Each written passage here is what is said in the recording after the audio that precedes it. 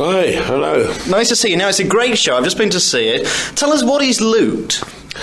Well, loot is about money that's from a bank job, but I mean, that's only a minuscule particle of the programme. I mean, it involves corrupt policemen, murder, you name it. I mean, Joe Orton was quite a lad in his imagination. It's a great comedy, isn't it? Yeah, it's great fun to do.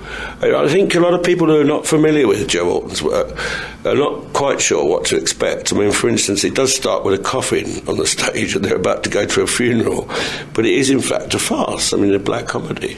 Do you find that some gags get more laughs on some days and others get laughs on other days? Yeah, certainly. I think most audiences will pick up on something that they find particularly funny, but there's so much in, as you say.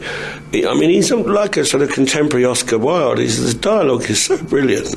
I mean, also incredibly difficult to learn. I found it extremely difficult to learn because it is off-the-wall stuff.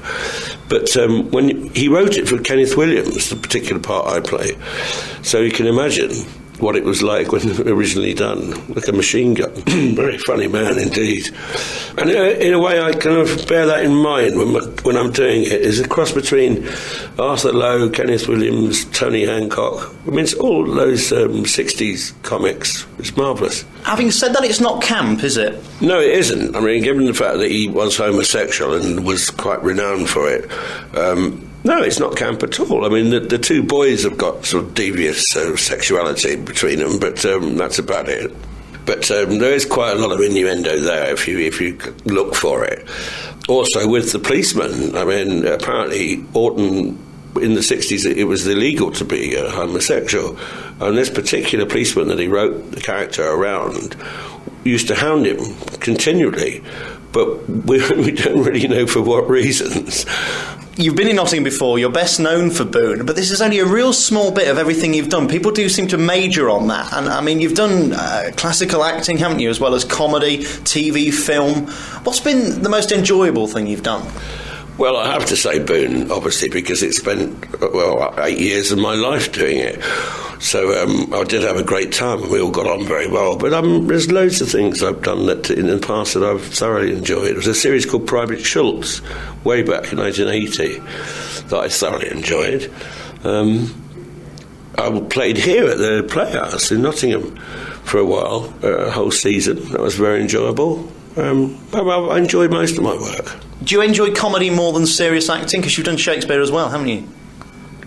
Yes, but I've usually played comics in Shakespeare, apart from Claudius in Hamlet, but usually the comedian in the play. Yeah, I enjoy it very much. I like doing comedy on the stage as well, because the audience are sitting right in front of you. You get an immediate response. Do you like the East Midlands audiences? Yeah, yes I do. Yeah, there's a certain sense of humour that really does appeal to me. Do you find that the audiences in London pick on the more subtle humour? Well, actually, in London, if you talk in West End, it's usually tourists. There are very few Londoners go to the theatre because it's so expensive. It's usually tourists. So with a much more local audience like here, yeah, the response is much better. I was talking to Danny LaRue a couple of weeks ago and he was saying it's so funny because now he will not play in London now because the curtain goes up and you're sat there with 300 foreigners in front of you, Chinese who wouldn't get it anyway. Yes, that's right. I've worked with Danny several times. He's a lovely bloke. Yeah, I know exactly what he's saying. I did Pygmalion in the West End last year, played Doolittle.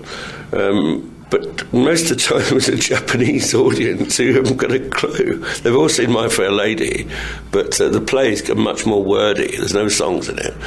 But it was good fun. Can you make it up as you go along if you do go wrong? No, you can't. It's so well structured, you can't ad-lib any of it.